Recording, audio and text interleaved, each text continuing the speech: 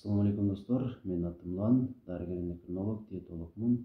Көбүн эсе диабет менен жабыркагандарды, гормоналдык оорулар менен кыйналып жүргөн бейтаптарды, жана дагы ашчы салмактан арыла албай жүргөн адамдарды көбүнчө карайм. Жана дагы мага келе турган бейтаптардын башка дагы тизимдери бар, бирок видеода айтып өткөндөрүм негизгилери. Эгерде сиз ушул нерселерден жабыркай турган болсоңуз, тартынбай эле байланышып келсеңиз болот. Номериме комментарийге жазып калтырам. Бүгүн болсо сиздерге диабет менен жабыркаган адамдар жылына бир жолу болсо дагы сөзсүз түрдө тапшырышы керек болгон айрым анализдерди көрсөтүп өтмөкчүмүн. Жана эмнеге экендигин дагы негиздеп көрсөтүп коймокчумун.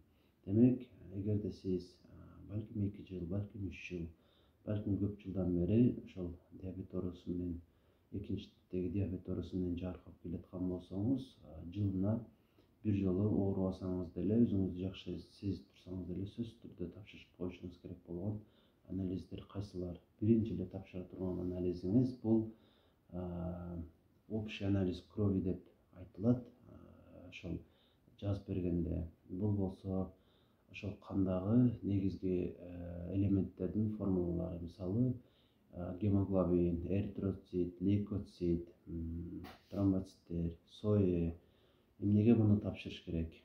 Эгерде сиз диабет менен жабыркап калсаңыз, жана дагы сиздин анемияңыз дагы бар болсо, жөнөкөй адамдын анемиясына караганда катуураак, кыйыныраак өтөт. Анткени жашоо образыңыз мурдага караганда башкачараак, зат алмашуу бир аз начарраак болгондуктан, эгерде ошол анемия болуп кала турган болсоңуз, кыйыныраак болуп калат. Андыктан ушул нерсени исключать этип алып ташташ керек. Сизде ушул оору барбы, жокпу? Эгерде гемоглобиниңиз 100дөн эч чукур дегенде болбосо 110дон ашык чыгып турган болсо, бардыгы жакшы. Өзүңүз мындай кыжалат болбой калсаңыз деле боло берет. Андыктан сөзсүз түрдө ушуну тапшырып коюш керек. Экинчи, общий анализ кровдон дагы эмнени билебиз? Лейкоциттерди билебиз. Лейкоциттер эгерде нормадан ашык чыга турган болсо, 4дөн 9га чейин болот нормада. Эгерде 9дон ашык чыга турган болсо, демек сиздин кайсы бир органыңызда же бир жериңизде кандайдыр бир сезгенүү процесси бар. Сөзсүз түрдө балким антибиотик терапия кылыш керек болот. Бирок ушунун гана негизинде эмес, башка дагы анализдерге албетте көңүл бурабыз. Мисалы сое бул ошол сизде сезгенүү процесси бар экендигин билдирген негизги белгилердин бирөөсү. Эркек адамдардыкы ал 10го чейин эле болот, норма. Аял адамдардыкы болсо 15ге чейин болот. Эгерде нормадан ашык чыга турган болсо, демек сиздин кайсы бир органыңызда кандайдыр бир сезгенүү процесси жүрүп жатат. Андыктан антибиотик терапия кылыш керек болот. Албетте, бул анализдерге өз аңыңызча дарылануу ыкмасын жасабайсыз. Дарыгердин сунушу менен гана ошол дарылануу ыкмасын колдонушуңузга туура келет. Анткени баары бир дарыгер, эң начар окуган дарыгер болсо деле университетте сизден көрө билишин, эске алышыңызды өтүнөт элем. Кийинки анализ болсо эң зарыл биохимиялык анализ деп айтылат. Ал болсо сиздин бооруңуздун жана бөйрөгүңүздүн, ошондой эле каныңыздагы ошол майдын өлчөмүн аныктап бере турган анализ. Мындан башка дагы биохимиялык анализдер бар, бирок ушулар эң негизгилери. Эгерде бооруңуздун анализи жакшы чыга турган болсо, сизде бардыгы жакшы болот. Бул жерде АЛТ, АСТ, тимеловый проба, жана дагы общий белок, билирубиндер бар. Алардын дагы ар биринин өзүнүн нормасы бар. Көбүнесе ошол диабет менен жабыркаган адамдарда ошол боорду май басуу процесси жүрүп калат. Эгерде ошол нерсе боло турган болсо дагы, албетте, көптөгөн башка майда барат дагы жаралат. Андыктан сөзсүз түрдө ушуну дагы билип коюшубуз керек, жылына бир жолу болсо дагы. Жана аны же эндокринологко көрсөтөсүз боордун анализин, же болбосо терапевтке, же болбосо гастроэнтеролог дарыгерге көрсөтсөңүз дагы өзүнүн жакшы сунушун айтат. Кийинки зарыл анализ бул ошол айтып өттүм, почечный тест деп, бөйрөктүн анализи. Бунун эң негизгиси креатинин. Креатинин, мочевина, остаточный азот деген бар. Булардын эң зарылы албетте креатинин. Анын нормасы 50дөн 110га чейин орточо. Эгерде 110дон аша турган болсо, кандайдыр бир ошол бөйрөгүңүздө сезгенүү процесси жүрүп же бөйрөгүңүз жакшы иштеп аткан болушу мүмкүн. Ошол анализди тапшырып туруп же нефрологко көрүнөсүз, же дагы айтып өттүм, сиздин сахарыңыз бар болсо, кант диабетиңиз бар болсо, эндокринолог деле сизге жакшы жардам бере алат. Кийинки зарыл анализ болсо, бул заран анализи. Эртең менен барып, бардык эле анализди эртең менен барып тапшырасыз. Ошол зараңыздан тапшыра турган болсоңуз, сизде ошол нерседен дагы көп нерсе бөйрөгүңүздө кандайдыр бир сезгенүү процесси же болбосо бөйрөк иштен чыга башташын көрсөтө турган жыйынтыкты ошол зарыл анализден дагы билсек болот.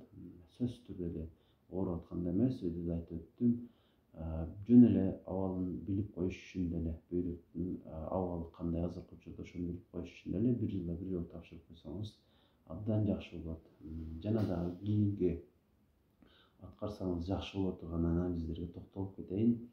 Албетте диабет менен жабыркаган адамдар жылына 3 жыл, 4 жолу тапшырса дагы жакшы. Болбосо эч кол дегенде жылына бир жолу тапшырып койсо абдан жакшы болот. Бул глюкозированный гемоглобин, тагыраагы гемоглобин менен глюкоза бири-бирине тыгыз байланышып кеткен абалдагы ошол кандын формуласы. Эгерде ал нормадан ашып чыга турган болсо дагы ошого ылайык зарыл чараларды көрүш керек болот.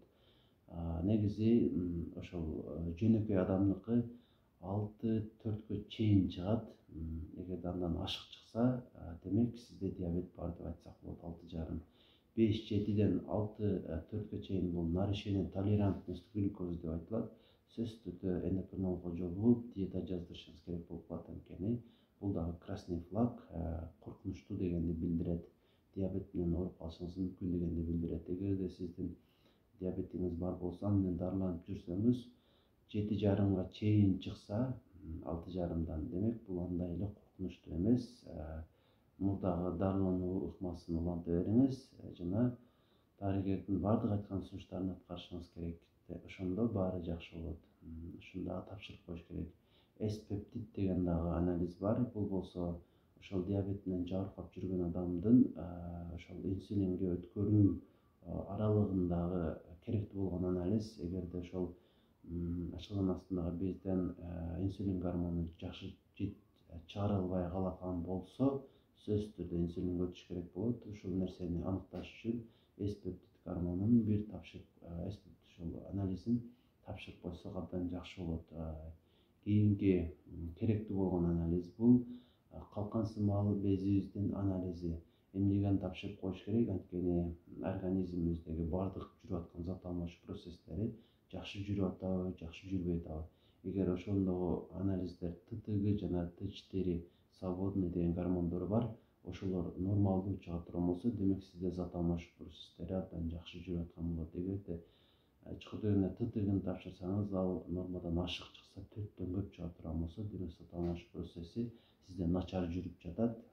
Сөзсүз түрдө ага дагы дары ичиш керек дегенди билдирет. Андыктан ушул анализди дагы эч кол дегенде бир жылда бир жолу тапшырып койсоңуз абдан жакшы болот.